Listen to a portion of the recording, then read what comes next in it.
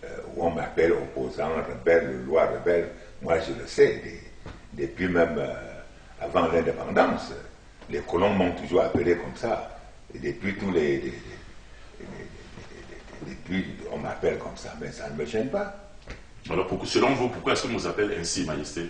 Parce que vous êtes opposé à qui? Au régime? Au pouvoir en place? Voilà. D'abord parce que, vraiment, je n'aime pas des choses tordues. Quand les choses marchent, j'accepte. Quand ça ne marche pas, je n'accepte pas. À la veille de l'indépendance du Cameroun, on m'a appelé maquisard, tout ceci, tout ça. J'ai accepté et cela était dû à mes prises de position et qui ne faisaient pas plaisir à l'administration coloniale. Le seul fait que je faisais partie de ceux qui avaient accueilli la délégation des Nations Unies à l'aéroport de Douala en 1956 et que je faisais partie de ceux qui l'avaient accompagné à Tchang, ça n'avait pas fait plaisir à l'administration coloniale. Alors, le seul fait que dans le premier régime, et je connais avant l'indépendance, comment notre premier chef devait proclamer l'indépendance du Cameroun parce qu'il était préparé pour ça. Et tout devait être fait au profit de l'administration coloniale et que j'étais contre. Donc je n'étais pas surpris d'être traité en 7 ans, voilà, comme tel. Or, depuis 7 ans jusqu'à nos jours, comme je ne cautionne pas n'importe quoi, l'UC, voilà, je connais comment on a créé l'UC. L'Union camerounaise. L'UNC, le RDPC qui a été transformé. Or, comme je n'ai jamais cautionné et accepté être militant, et je n'avais jamais été militant d'un autre parti, bien qu'on me soupçonnait être de l'UPC, je n'avais jamais été. Donc ça a suffi qu'on m'appelle rebelle, ceci opposant, tout ça, là, c'est tout à fait, ce n'est pas surprenant. Alors, Majesté, vous nous donnez l'occasion de revenir sur cette délégation des Nations Unies. De quoi il est question pour ceux qui nous regardent là? Vous faisiez partie de la délégation et vous vous êtes opposé à quoi en ce moment-là? Mais je me suis opposé, par exemple, lorsqu'il était demandé au chef traditionnel de l'Ouest de faire une pétition contre l'indépendance immédiate. Et que j'ai refusé, voilà. C'était tout à fait normal qu'on m'appelle opposant. Voilà. C'était à la chefferie de Bana que j'avais refusé alors que c'est l'administration coloniale qui avait tout orchestré. Et dès que j'avais constaté que c'était ça, je m'étais opposé publiquement. Et j'ai contribué à l'accueil de la délégation des Nations Unies à Douala, à Tchang, alors que l'administration était contre, l'administration coloniale était contre tous les Camerounais qui pouvaient s'approcher de cette délégation, de peur qu'ils ne donnent des pétitions pour soutenir l'indépendance immédiate. Alors, si les souvenirs sont exacts, Majesté, vous avez été incarcéré à Douala ou alors en résidence surveillée dans votre chefferie. Pour ceux qui nous regardent, qu'est-ce qui s'était passé exactement, Majesté? C'était suite à toutes mes prises de position que l'administration coloniale, et c'était d'abord même, c'était après l'arrivée de la délégation des Nations Unies au Cameroun, en 1956, en 1957, j'étais mis en résidence surveillée dans mon palais durant 3 ans et qu'en 1959, on m'a conduit directement dans les prisons du Cameroun. Voilà. Dans les prisons du Cameroun? Dans plusieurs prisons. Pour combien de temps, Majesté? Pour une durée d'environ 2 ans, j'avais fait presque 7 prisons de Bafoussam, de Tchang, de Bafia, de Yoko, de Doumé, de Nanga et Boko, et puis la prison centrale. Vous étiez déjà chef ou alors c'était Sokunjo? Déjà chef. Et la population, comment est-ce qu'elle avait accueilli le fait que son chef passe de prison en prison? Comme j'avais laissé l'armée ici, la première action de ma population était de faire quitter la chefferie dans mon palais, l'armée française, voilà, avec les Gourdins et toute la population avait décidé de mourir, et surtout lorsqu'ils avaient l'intention de me remplacer. Et après tous ces mauvais moments-là, vous retournez donc à la chefferie. Dans quel état vous trouvez votre chefferie après le passage dans les différentes prisons Majesté? La chefferie est restée telle qu'elle, les reines, les princes et autres? Inexistant. Il était le patrimoine brûlé par l'armée française parce que quand mes gens avaient attaqué l'armée qui occupait la chefferie depuis 3 ans, en quittant la chefferie, l'armée avait mis feu pour brûler la chefferie. Et comment est-ce que vous avez reconstitué cette chefferie, Majesté? Avec la population. Ça n'a pas été difficile? Non, ça n'a pas été. Quand j'étais rentré, plutôt la population était en joie. On a reconstruit ça comme si de rien n'était. Voilà, notre entretien tire vers la fin. Je voudrais savoir une brigade de Bafoussam. Vous êtes saisi de l'arme, n'est-ce pas, du commandant de cette brigade. C'est une fausse rumeur ou alors cette information vous rappelle? Non, c'était vrai, c'était vrai. Qu'est-ce qui s'était passé? Je m'étais révolté. Vous étiez en cellule? En cellule. Voilà, je m'étais révolté. Et non, il s'agit là des élections de 1956.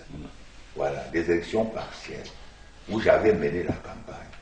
Et j'étais donc menacé par le chef de région de Tchang, le chef de subdivision, le commandant de brigade de terre, le commandant Renard.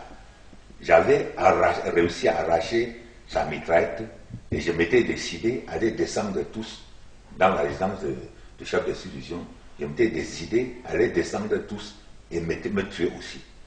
C'est grâce au jeune auxiliaire des gendarmeries et Tunde Alexandre, qui fut même commandant de légion à l'ouest, après l'indépendance, que je ne les avais pas descendus. Et qu'est-ce que vous reprochez, Majesté, avant que vous vous retrouviez, n'est-ce pas, dans cette brigade-là, qui n'était pas très loin de parler de justice, si j'ai bonne mémoire? Non, c'est après, lorsque je faisais la campagne, on avait chargé des... La campagne pour les législatives? Pour les élections, en faveur du candidat de l'UPC.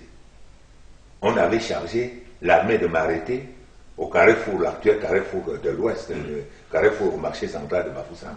On m'a arrêté et je me retrouvais entre les Blancs à la résidence du chef de subdivision qui sont tombés sur moi lorsque, en me tapant en désordre, j'ai senti que c'est la mort qui est arrivée. J'ai dit, mais à mon état, la force que j'ai, pourquoi ne même pas tuer quelqu'un avant de mourir? C'est ça qui m'avait poussé à arracher sa mitraille. Alors que vous rappelez, n'est-ce pas, les panafricanistes, NS Ouangé, pour ne citer que ceux-là, Majesté, que vous rappelle cette période-là? NS Ouanko et autres, pour ne citer que ceux-là, c'est vrai, les téléspectateurs également, savoir si en ce moment vous avez vécu cette transition-là de ces panafricanistes. Non, mais tout ça s'est passé devant moi. Que ce soit l'exécution de Wandji, que ce soit l'assassinat de Wanko, tout ça là s'est passé devant moi. C'était où exactement, Majesté?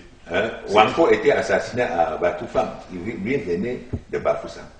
Voilà, de Yaoundé, il se rendait à Bafoussam et on l'a assassiné. Et Wandji, Ernest a été exécuté devant moi, devant l'actuel commissariat ou bien PJ à Bafoussam.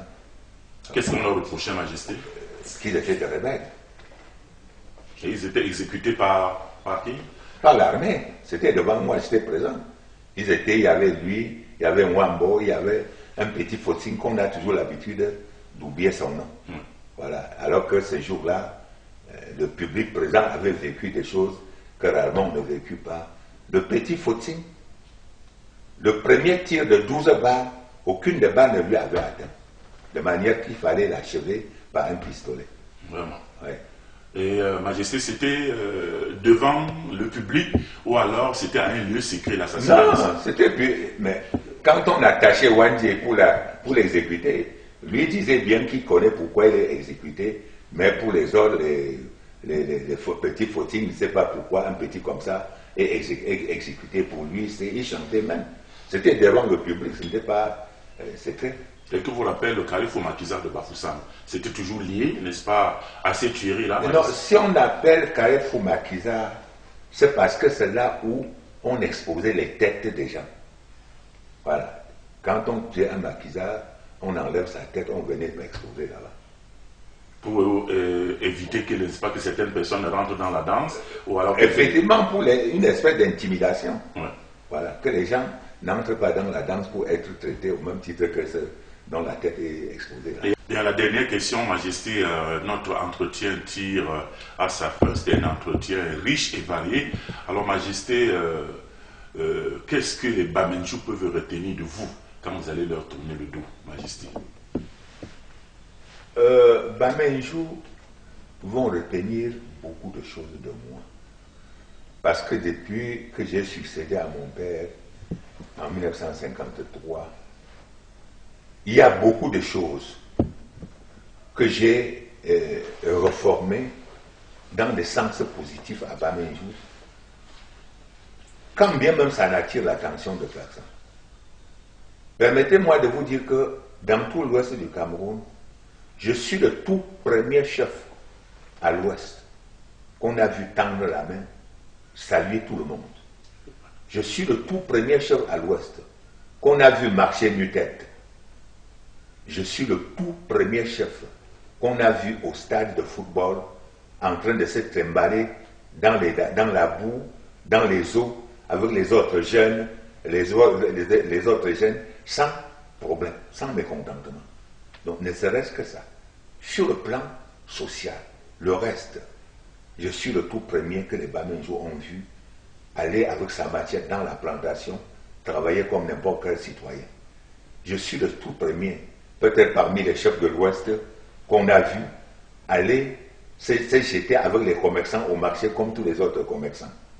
Je profite pour dire merci à tous les importateurs originaires de l'Ouest qui une fois avaient décidé de me soutenir ensemble. Et ils m'ont soutenu parce que c'est chacun dans son magasin qui avait préparé un crédit fournisseur en ma faveur sans me demander. Je profite pour les dire merci, même à ceux qui sont déjà morts, parce que beaucoup d'entre eux sont morts et beaucoup sont vivants. Bien, merci donc, Majesté, d'avoir accepté de vous confier, n'est-ce pas, aux questions de NG Télévision. J'espère que les téléspectateurs et téléspectatrices ont apprécié, n'est-ce pas, le contenu de votre intervention, la richesse, n'est-ce pas, de vos interventions. Certainement que nous reviendrons prochainement pour d'autres informations sur la vie culturelle, sur la tradition dans la région de l'Ouest. Merci, bonsoir.